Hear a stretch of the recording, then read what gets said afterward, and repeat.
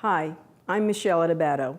The North Ward Center is committed to educating the public about the importance of community programs that give all New Jersey residents a chance for a better life. That's why we're proud to support the important educational programming produced by the Caucus Educational Corporation. Funding for this edition of Caucus New Jersey has been provided by PSE&G, committed to improving New Jersey's economy and strengthening its communities. The North Ward Center, United Airlines, University Hospital, Newark, New Jersey, the Turl Fund, supporting Right from the Start NJ, the Fidelco Group, and by NJM Insurance Group. Promotional support provided by Meadowlands Regional Chamber, building essential connections that drive business growth, and by Commerce Magazine.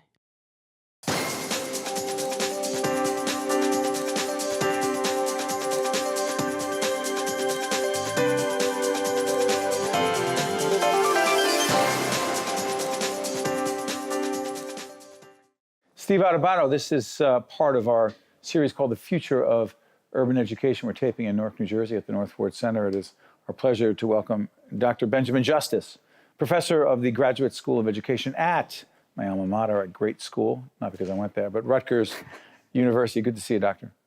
Nice to see you. Thank you. And thank you for being part of our forum on urban education. Big picture, you see and look at and research urban school systems across this nation. Why is urban education overall so challenging? Urban education is challenging because urban living is challenging. And, my colleague at Rutgers Newark, Gene Anion, who recently passed, once said that trying to change urban schools is like trying to run an air filter next to a screen door. It's really difficult to clean the air with all the other air coming in, right? And, urban schools are challenging because cities are challenging, and cities are challenging as a result of policy over the course of the 20th century. So it's not surprising that we're in the situation that we're in. You've talked about school reform. I'm curious about this. Define school reform, and is it different in every case? So school reform is, we define when I teach a course called History of School Reform, we define a school reform as a planned effort to make a school better. And I think by and large, people who engage in school reform do try to make schools better. But what's also true is the old expression that when all you have is a hammer, every problem looks like a nail, right? And so— I mean, you're looking for a problem. Well, you're looking for a particular kind of problem, and sometimes you'll see a situation and you'll define it in a way where you feel like you can fix it without having to change your tools. And what's the larger reality in your view? Well, the larger reality is, again, that urban education in particular requires a look not just at what schools are doing, but what communities are doing, what businesses are doing, what state government is doing. Schools or not. Schools largely reflect the communities that they serve and that serve the schools. Is there something about Newark, and we're taping in Newark, based on the 1947 Constitution in New Jersey, the state has responsibility for education. So therefore, in 3 major urban school systems, including Newark and Jersey City, the state took over. The state said, you're failing, we're coming in. Now, local control is coming back in many of these districts, if ultimately not all of them. Here's my question. Do you believe that the state of New Jersey taking over an urban school district is equipped to do that, or any state? Well, I would say that states have a role to play in education. Is it to control it? It depends on what you mean by control. So here's what states can do. Sure. States can find ways to fund the schools in general, right? Because what happens in states is that people play the hide the wealth game, right? And they hide the wealth in some places. Explain that to folks. Well, so the hide the wealth game is that states created the suburbs, right? The suburbs didn't just happen. You build a lot of highways, you build malls, that's what happens. It's federal policy, it's state policy, it's local policy. But the state is the unit of government that can do something about this because there is no federal mandate for public education. That's a state issue. So states have to take responsibility for it. So there is a role for state government. The problem is that state governments can't see the local context. They can't see what families need. They can't see what individual kids need. They can't see what communities need. So there's a role for states, but there's also a role for local government, and there's a role for communities. And it's getting the right balance among those that's really the challenge. And so for Newark, as it's about to have quote unquote local control again after 20 years or so, right? Mm-hmm. What do you think some of the first things that need to be done to not just have local control, but take advantage of local control on behalf of the students? Right. Can I answer that in two ways? Go ahead. Okay. The first is we should anticipate that there will be a backlash where people will blame what goes wrong with the schools on local control. So we should be prepared for that. You see, right? we should have kept the state in control. That's the kind of thing that'll be said. Right, because look at the bumbling locals not doing the right job, right? That will be the narrative. But it wasn't like the state was doing a bang-up job either. That's right, and the state is the one that created Newark as we know it, right? So we got to be prepared for the narrative that's going to come down the road on that. And the second is that as much as possible, we need to find ways to bring resources. And I don't just mean money. I mean healthy communities. I mean jobs.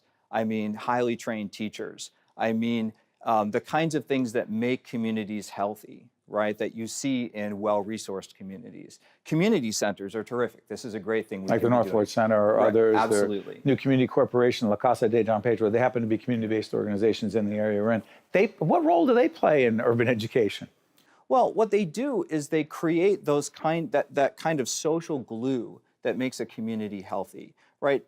Individual struggling families are not going to be as effective at raising children as communities who are working together. So kids have great places to go after school, kids have healthy friendships, kids have groups that they belong to, kids can have relationships with multiple adult role models, just not their parents.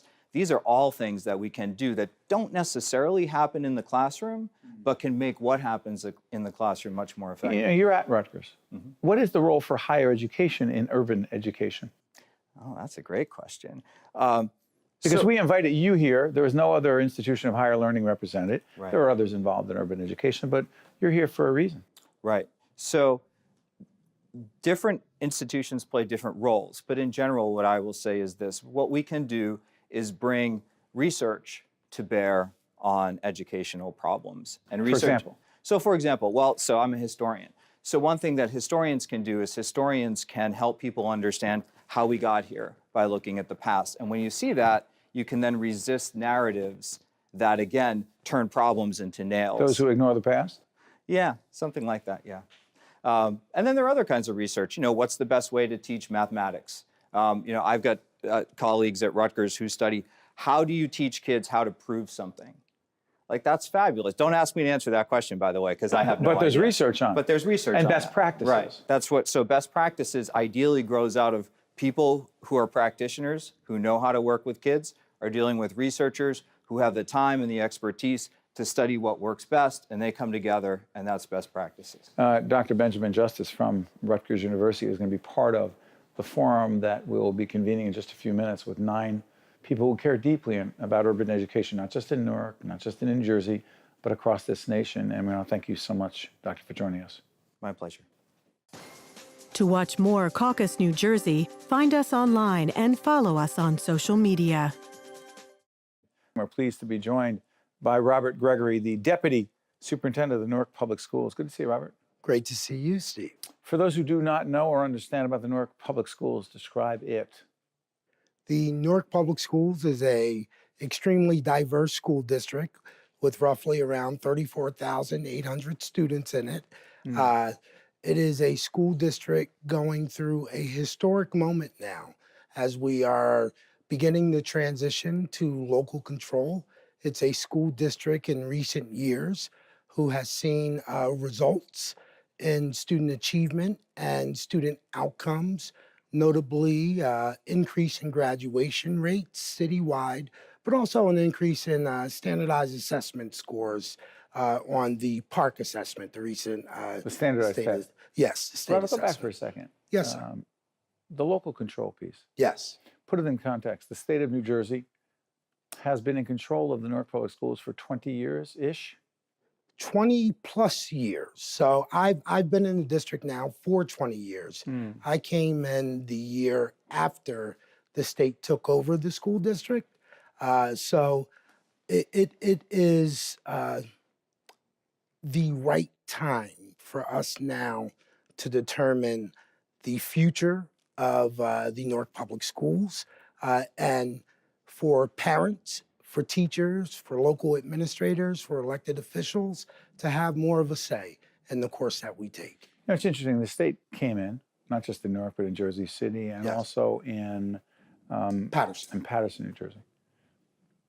The state comes in because the Constitution back in 1947 said the state's ultimately responsible if they deem over a period of time that a public school system is not doing what it needs to be doing on behalf of the students. It comes in and takes over. Yeah. How would you describe that experience of the state being in control of a local school district? So interestingly enough, I've served in multiple capacities in the school district. I was a classroom teacher for 9 years. I started my own school here in the city of Newark, American History High School, which is a magnet school. Describe what a magnet school is for folks. A magnet school is a school that screens students. In essence, you have a pool of applicants and you choose which kids you feel will best fit the program that you're doing in the school based on their historical grades, based on their outcomes on standardized assessments, their interest, of course. So you've ran a school. You've run a school, excuse me. You've been a teacher. Yeah. You've been an administrator on a lot of levels. Yeah. State in control. What was that like? No impact. What do you mean? No impact on the daily operations of the school district.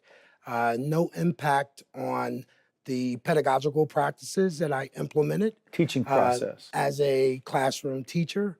I never realized that it was a state-operated school district, if you will. I went through a traditional educational program leading up to my career in teaching. So I've always been one to follow research-based practices, implement them with fidelity, and get positive student outcomes. Well, Rob, let me ask you this. When it comes to urban education, be it in Newark or Jersey City, Brooklyn, the Bronx, or anywhere we're seeing, and Philadelphia, we have a big audience down there as well. What works? What works is this is a science. This is a profession that, especially in urban education, where you have to have a systemic, comprehensive, strategic approach to impact grossly intertangled ecological systems. Whoa, that sounds heavy. It's very heavy. So in essence, when you're dealing with complex ecological systems. What do you mean ecological system? Ecological meaning human beings and the type of the environment that they work in and live in, which produces obviously our students and some of the challenges that they bring. Do you to the believe, table. Robert, that it is more challenging to teach and succeed with a student in most urban areas than it is for a community that's suburban, wealthier, and with more resources? You do? I do, very much. Is it something about the student? It absolutely has nothing to do with the student, actually. It has a lot to do with the professional. And when I say that, past inequalities shape current realities. And so in essence, if you are going to influence something that is grossly intertangled, this thing we call intergenerational poverty, where stagnant educational outcomes is one of the core components of it, you have to bring your best to the table.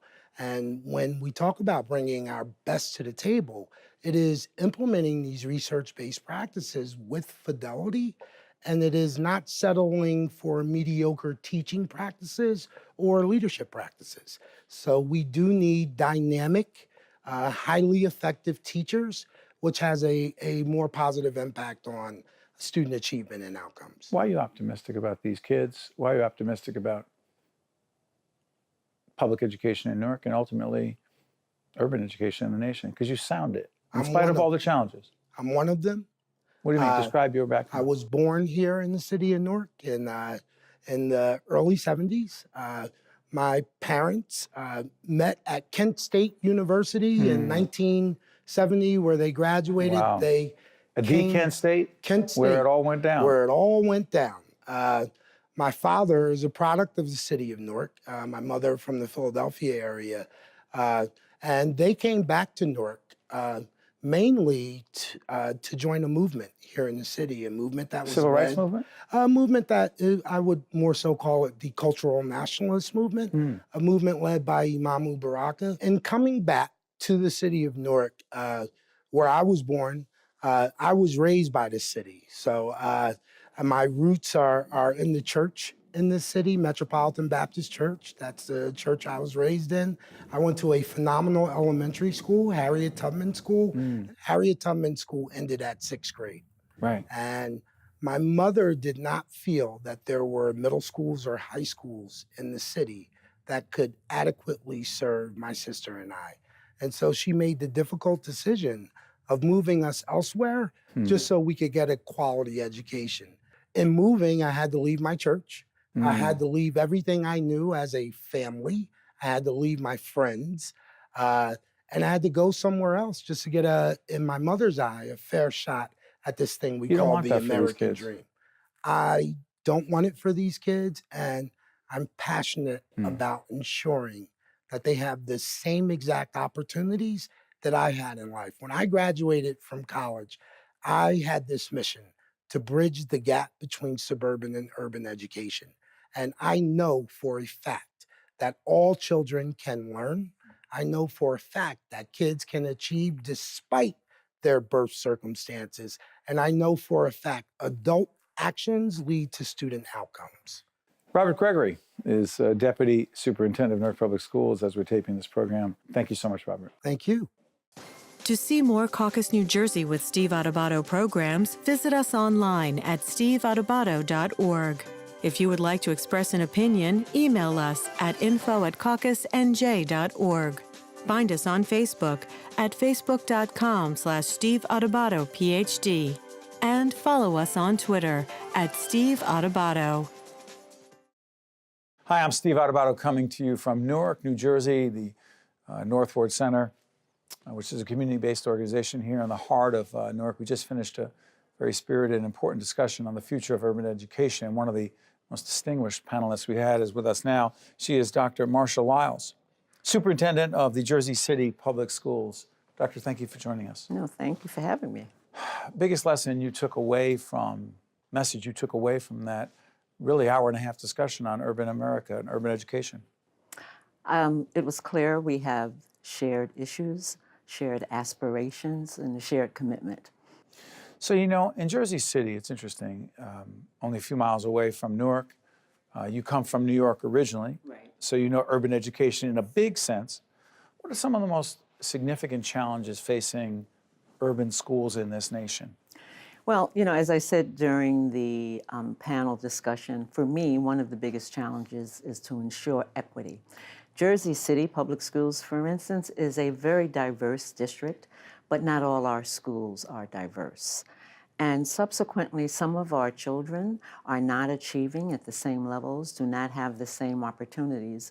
And so the challenge is to use the talent and the commitment, but to drive that into real outcomes for our children. So that's probably the biggest challenge we have. You know, when I was asking, excuse me, in the forum, to what degree other folks seem to care outside of cities, in suburban and rural areas, let's just say wealthier communities, which is not every suburban or clearly every rural area.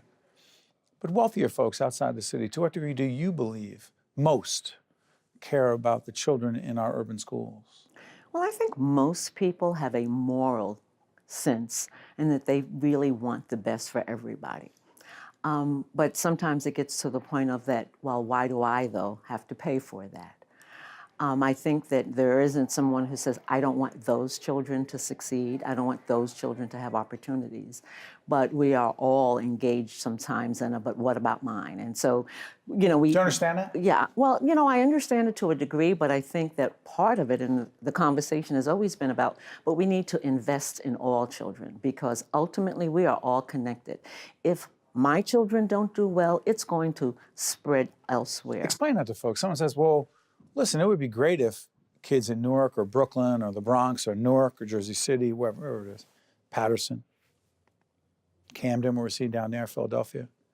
It would be nice, but it doesn't affect me, you say? I say absolutely it affects you. First of all, there's not a wall around Jersey City. There's not a wall around these schools or these communities. These children will be the responsibility of everybody. How so? How so? First of all, just economically, if they are in areas in which we need to provide more resources to combat crime, to combat violence, to address the health issues of these communities, it's going to fall on those people who have more taxes that they're paying, and subsequently, and as it was said, so invest now. In the forum, go ahead. In the forum, invest now. Invest in the children and invest in the future. And I think that that's what we've always been about, talking about the future. So if you ensure every child's future, then you ensure your child's future. You know, that old expression about we're only as strong as our weakest link? That's right. Well, then, like, make every link strong.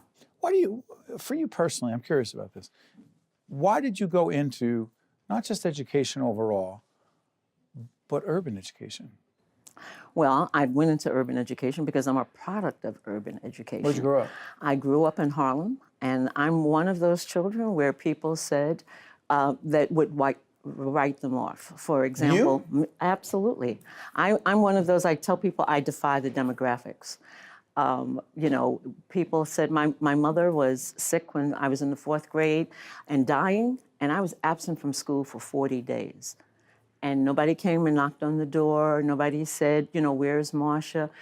And then some things happened, and I was given the opportunity to expand my horizons. I had teachers who saw something in me. In fact, I always have to give a shout out to my 6th grade teacher that now we're still in contact with one another. I found her after like 35 years. Do you remember her? Yes, because remember her name? Her name is Mrs. Carrie Simpson. She saw something in me. And that's the power of a teacher who can see something in you. But it also said to me, and one of the reasons I went into urban education is it wasn't that my mother didn't care.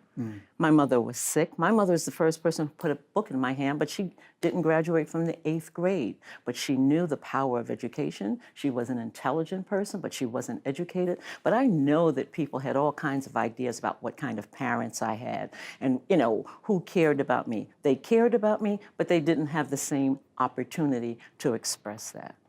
You take that with you every day. Every single day. Every single day. Do you let other people, I'm sorry for interrupting.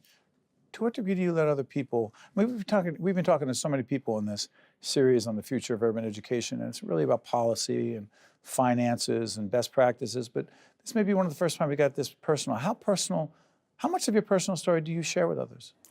I share it a lot with my parents. I share it with parents of the children in Jersey City. The parents of the children in Jersey City, wherever I've been. I always tell what is one of the major drivers for me. And I put that in perspective. I share it with the educators that I come in contact with around how this is such a personal mission and how I know that it can be done because of what I've done.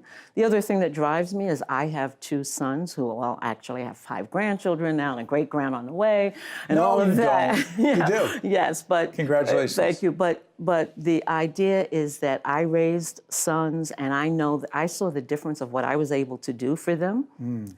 And I know that they were right next door to children who were living in public housing where their parents wanted as much for them as I wanted for mine, but didn't know how to go up to the schoolhouse to demand it, didn't know the right questions to ask, didn't know how to be able to take them to the library, all of those things that happen.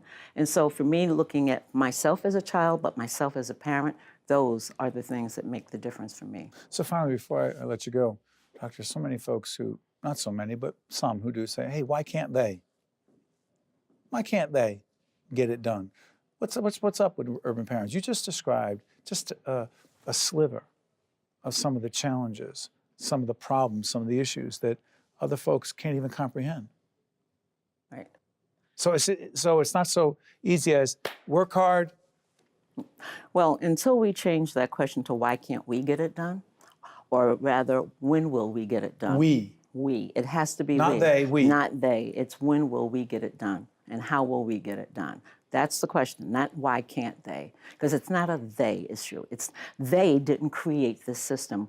They are products of the system. They are sometimes captives of the system, but it's the we who will break that system and transform those lives. Finally, we are responsible. We're responsible. We're responsible, but we also are the solution together, every single segment. Doctor, I want to thank you. Even though Jersey City is a few miles away from Newark where we're taping, your expertise, your insight, and most importantly, the degree to which you care will resonate not just across this state, but across this region and the nation. Thank you, Doctor. Thank you.